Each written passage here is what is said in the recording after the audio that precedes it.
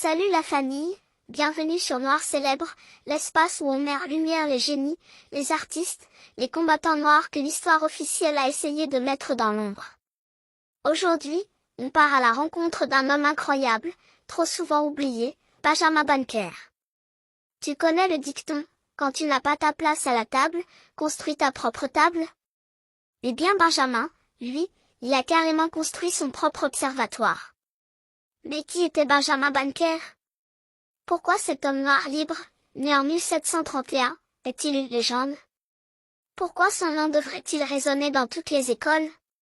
Accroche-toi, car son histoire va te surprendre. Benjamin Banneker naît dans le Maryland colonial. Sa mère est une esclave affranchie, son père aussi. À cette époque, être noir et libre, c'est déjà un exploit. Mais Benjamin, lui, va viser encore plus haut.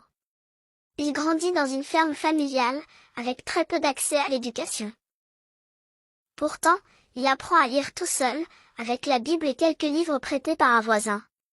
Très vite, il développe une passion pour les étoiles. Ouais, les vraies, dans le ciel. Imagine un gamin noir, au XVIIIe siècle, la tête levée vers le ciel, en train d'observer les constellations. Déjà là, c'est puissant. Mais Benjamin ne fait pas qu'admirer. Il veut comprendre. À 22 ans, Benjamin entend parler d'une montre à gousset. Il l'étudie, et il décide de construire sa propre horloge. Non pas une montre, mais la première horloge entièrement fabriquée en Amérique par un noir, en bois, et qui a fonctionné pendant plus de 50 ans. Arrêtons-nous un instant. Pas d'internet. Pas de manuel. Pas d'atelier high-tech. Juste un jeune homme noir, des outils rudimentaires, et une intelligence hors norme. Et tu croyais qu'il allait s'arrêter là? Non. Benjamin commence à prédire les éclipses, les mouvements des planètes, et publie ses propres almanachs. Tu vois les calendriers agricoles et astrologiques? Il en publie un chaque année, et les fermiers blancs viennent s'inspirer de ses calculs. En 1791, le président George Washington cherche à concevoir la future capitale des États-Unis, Washington D.C. Il confie la tâche à Pierre-Charles l'Enfant, mais quand celui-ci quitte le projet en emportant les plans, on appelle Benjamin Banneker. Et là, boum, sans plans officiels, Benjamin reproduit de mémoire les plans de la ville. Oui, tu as bien entendu, des mémoires. Grâce à lui, le projet peut continuer. Mais bien sûr, l'histoire officielle oubliera de mentionner son nom. Benjamin n'était pas seulement scientifique. Il était militant, bien avant l'heure. En 1791, il écrit une lettre à Thomas Jefferson, l'auteur de la Déclaration d'indépendance, celui qui écrivait « Tous les hommes sont créés égaux, tout en possédant des esclaves ».